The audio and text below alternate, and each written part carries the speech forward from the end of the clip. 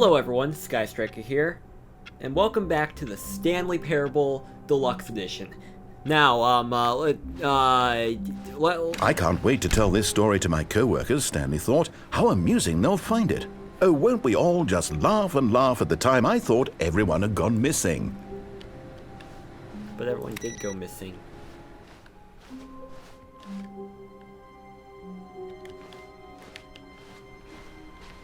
But anyways, we're gonna try and get some of the remainder of the those endings. When Stanley came to a set of two open doors, he entered the door on his left. And I do want to try a few things out with the bucket.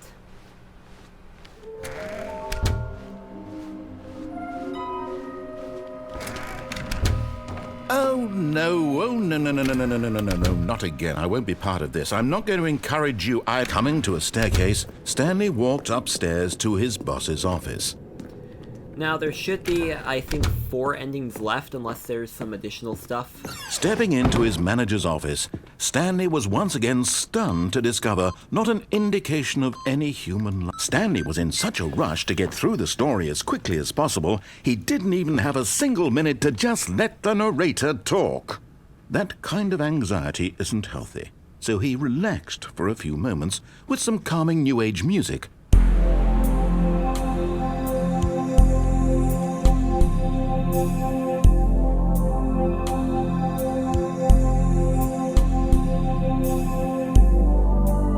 Feeling soothed and rejuvenated, Stanley calmly walked forward into the opened passageway.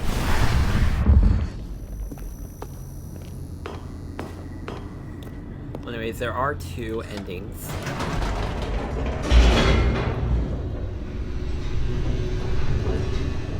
That remain. I'm sorry, correction, there are 4 endings that remain. Technically 5. Technically 5, but, Stanley walked straight ahead through the large door that read Mind Control Facility. No, I need to escape. Although this passageway had the word Escape written on it, the truth was that at the end of this hall, Stanley would meet his violent death. Oh, really? The door behind him was that? not shut. Stanley still had every opportunity to turn around and get back on track. At this point, Stanley was making a conscious, concerted effort to walk forward and willingly confront his death.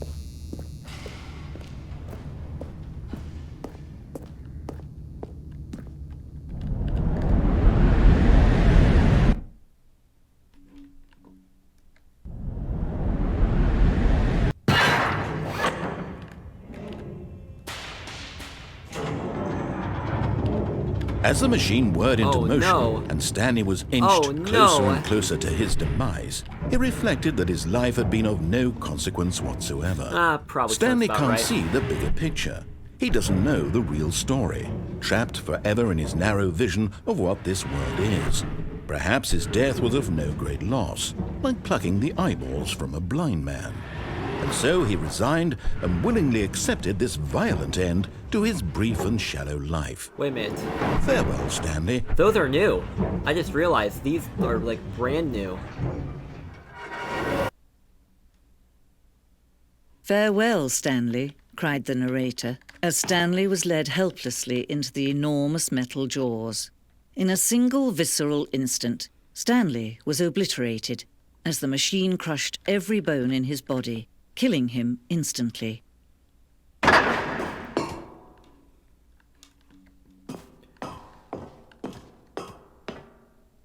And yet it would be just a few minutes before Stanley would restart the game, back in his office, as alive as ever.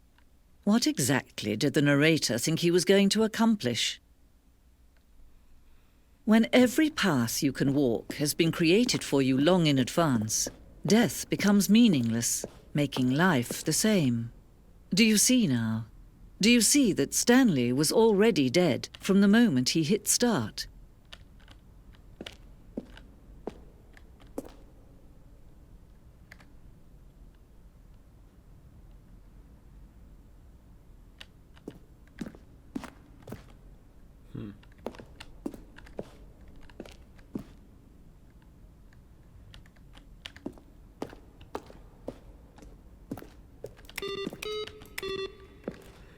Well, there was a little theory that I had that was actually based off of the dialogue from this in particular, that the person playing the Stanley Parable, I'll explain it later.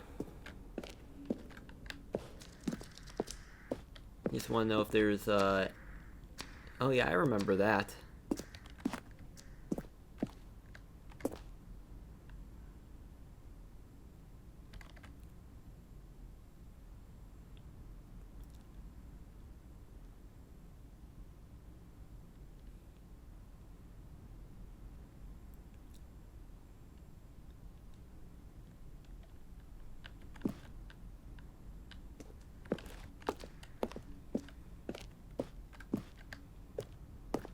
Let's see, Zending.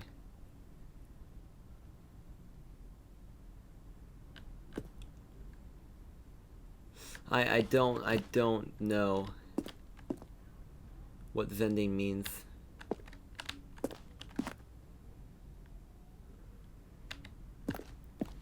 Huh.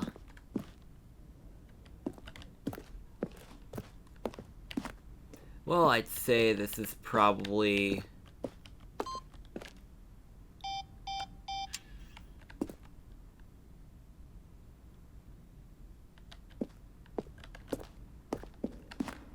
Okay, as I was saying...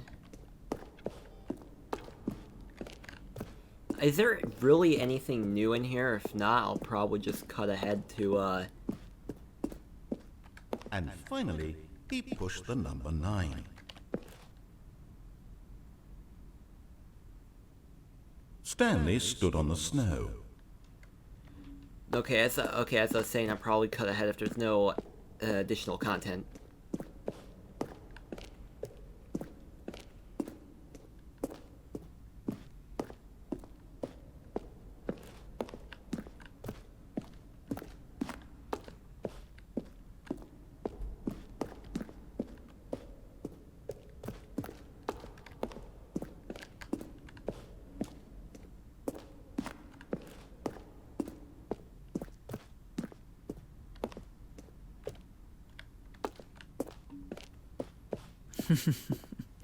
Oh, look at these two. How they wish to destroy one another.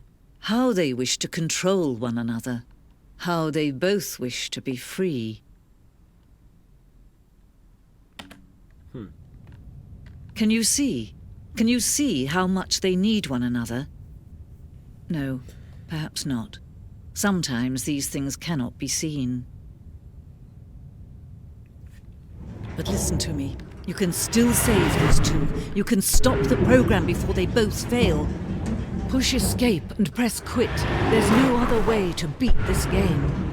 As long as you move forward, you'll be walking someone else's path. Stop now and it'll be your only true choice. Whatever you do, choose it. Don't let time choose for you. Don't let time... Probably should mention that this ending, it does not reset. You actually have to begin the game again. But yeah, there was no... All of his co-workers were gone. What could it mean? Stanley decided to go to the meeting room. Perhaps he had simply missed a memo. Stanley picked up the bucket and smiled. He'd never be alone again, not truly alone, not with the bucket around. Stanley clutched the bucket tightly to his chest and entered the door on his left.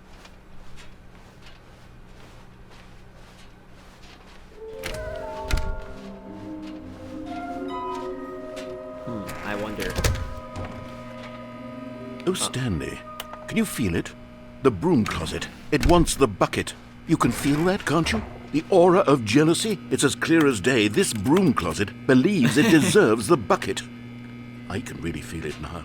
It's a bucket. It belongs in a broom closet. That's what the broom closet is trying to say here. It's supposed to go with the other cleaning supplies. Good for you, Stanley. Don't give in. Don't hand over the bucket. I know how hard it must be, given the pressure that the broom closet is putting on your shoulders right now, but you have to be strong. This is your bucket. This is your companion and lifelong friend. You can't hand it over. Oh, no.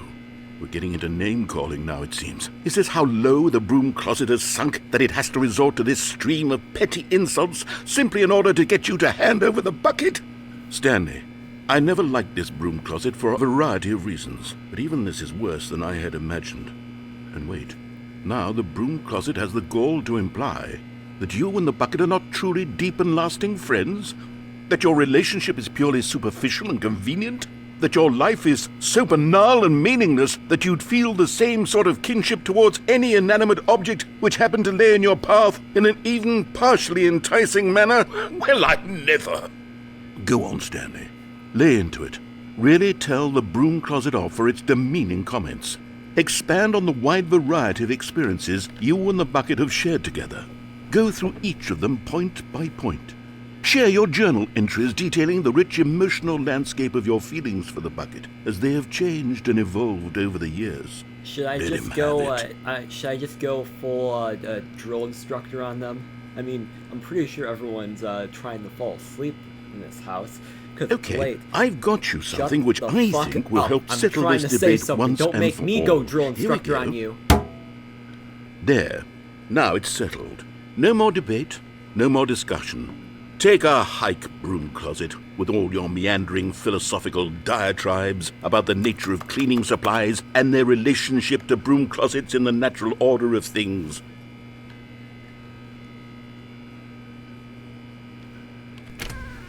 Okay. All right, I've got a second sticker back here, and I'm going to slap it on as well because I think it's appropriate. You see? I feel that it works because the sticker is also a bucket. That way, if you're ever unsure whether the thing you're holding is a bucket or not, you can look down at this sticker and say to yourself, ah, it's a bucket. There really is a wide variety of applications for this sticker. In that case, okay, fine. Well, anyways, I was gonna go... You know what? I could take the name-calling and the dismissal of your kinship with the bucket, but now the broom closet is just giving us the silent treatment. And to be honest, I'm sick of the pettiness on display. You can stay here all you like, but I've had it with this impetulant room of cleaning supplies. Easily the most childish such room I've ever been in. I'll see you outside, and we can get on with the story about you and your bucket. Okay, fine.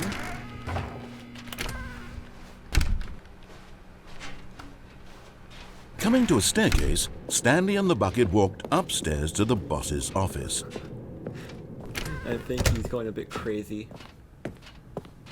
Stepping into his manager's office, Stanley was once again stunned to discover not an indication of any human life. Crushed by the... But Stanley guessed the correct code by sheer luck. Was it that the bucket knew all along? Was the bucket guiding him? Yes, this is certainly the most logical explanation.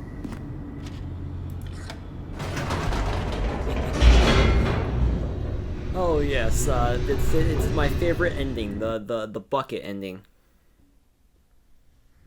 The elevator raced downward, plummeting towards an unknown fate. It would be all Stanley could do to keep himself together, if not for the bucket. Soothing him, comforting him, reassuring that in this darkest moment of uncertainty, he would be all right. The bucket is here for you, Stanley. Everything will be fine. Hold up, I'm actually curious what happens if I go back up with the bucket. Wait, Stanley said to the bucket. Can we go back up? When I was pressing those keypad buttons, there was something very intriguing about the number 3. I want to go back so I can try pressing the number 3 again. The bucket said nothing.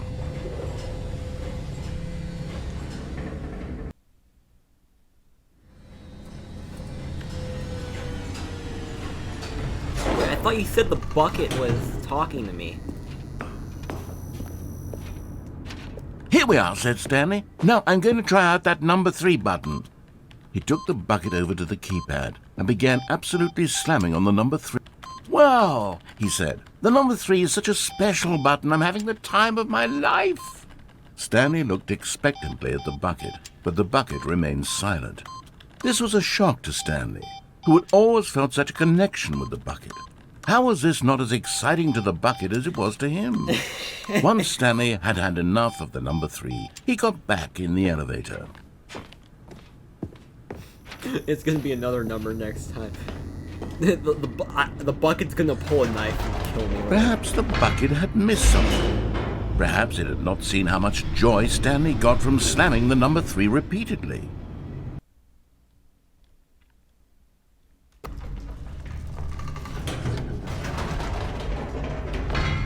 No, said Stanley to the bucket. You can't go on yet. Not till you understand how much the number 3 means to me. You and I have been through so much together, and I just want you to see what I see. Feel the happiness I feel. He smiled at the bucket, and the bucket said nothing. Wow, that bucket's, You know, honestly, I think Stanley might need to be put in a mental ward. Oh, yes, my book! It can talk. Did I see? Here we go, said Stanley. This time I'll really show you. He ran to the number 3 and began to wail on it like a musician on a beloved instrument, weaving a concerto of truth and passion. He wielded the number 3 like a fine artist would wield a paintbrush. He told stories through the number 3, stories of his dreams and hopes and fears. And the whole time, he looked to his bucket for a reaction of some kind. Anything to let him know that the bucket appreciated what he was doing. The bucket conveyed absolutely nothing at all, only silence. Crushed by a wave of dejection, Stanley returned to the elevator.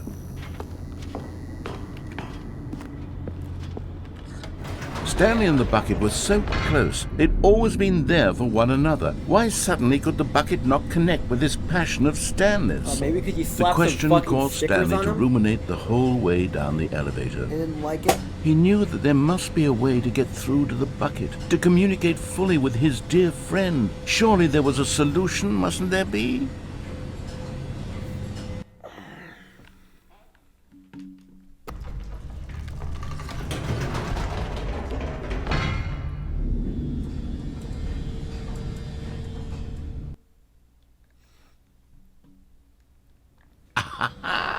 Said Stanley. I know what to do. I know how to fully express this feeling in my heart. He decided right then and there that he would hold a press conference where he would speak to the public on all matters relating to pressing the number 3 over and over. He would elaborate fully on what the number 3 meant to him and why he felt so alive when pressing it. Then the bucket would be able to see his joy through the eyes of others. It would get to see the world react to this discovery of Stanley's. And it would be through the public eye that the bucket would finally understand Stanley's work. For months he advertised and marketed his press conference, building excitement around it, developing and rehearsing it, until it couldn't be refined a single measure further. When the big day arrived, Stanley was as prepared as he'd ever been for anything in his life. This was it. One last chance to win the bucket over. One opportunity to share a true connection with a loved one. There was no one here. Nobody had come to the press conference to hear Stanley speak, to listen to him talk about what it really means to press the number 3 on a keypad over and over. He was unloved, uninteresting, he was a failure. And in that moment, Stanley knew that the bucket would never again take him seriously. There would be no connection, no deeper understanding. The bucket merely sat there in his arms, indifferent. And so it began that slowly, over many years, the two of them grew more and more distant. They spoke less and less, neither wishing to state the obvious, that any sense of real respect between them had eroded since that day at the press conference. There would be no more games, no more long conversations about passion and pursuit, only a silence that consumed the space between friends. And Stanley, having for once in his life discovered the warmth and comfort of true companionship, was cast back into the unremarkable normalcy of loneliness. Oh, I just realized something. There might actually be a brand new ending for every single time you bring the bucket with you.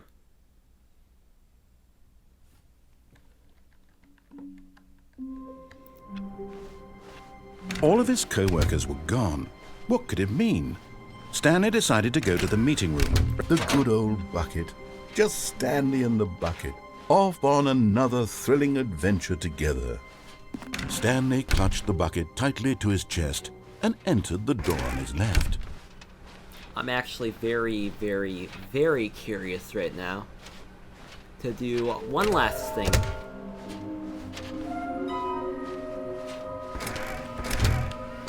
Stanley, we must move on from this broom closet, simply because I have no remaining stickers. If I did, you can guarantee we'd be in here for hours. But alas, no stickers. Okay. Are you sure? Okay, fine. Anyways.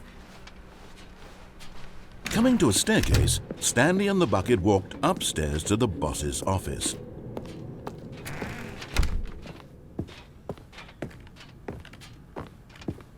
Stepping...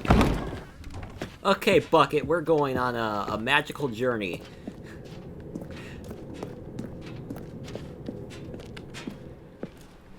This might just be a waste of my time. But I mean, what better way to end off the video than escape with my best friend, the good old Bucket.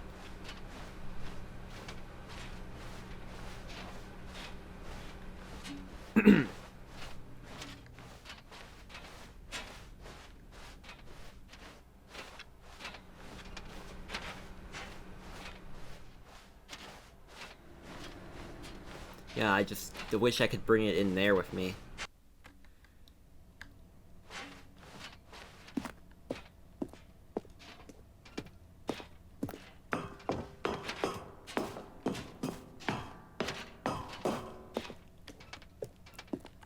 So, how are you enjoying our little journey here, Mr. Bucket? Mrs. Bucket, I don't know, are you a boy or a girl? I really should ask you. Really shouldn't assume.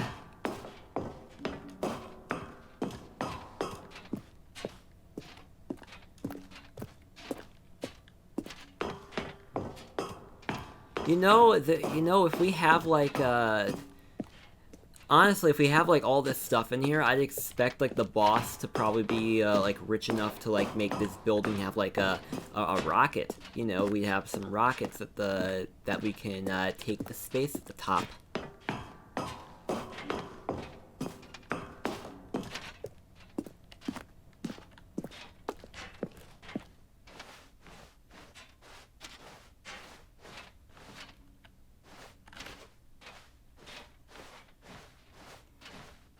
Alright, Mr. Bucket, let's go. We are escaping. Wait.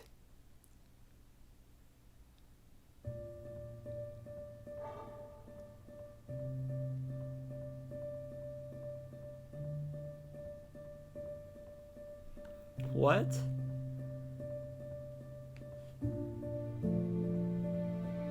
Wait, is this the end for the bucket?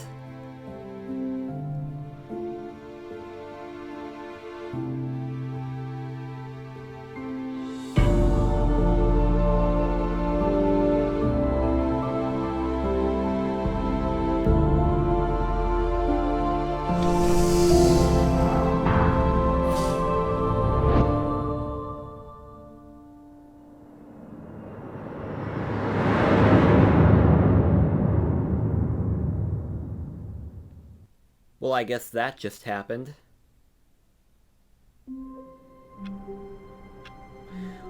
Well, anyways, that's all I have time for. That's all I have time for this episode. If you like what you see, make sure to leave a like down below, comment what you thought. But anyways, thank you so much for watching, and I will see you in the next one.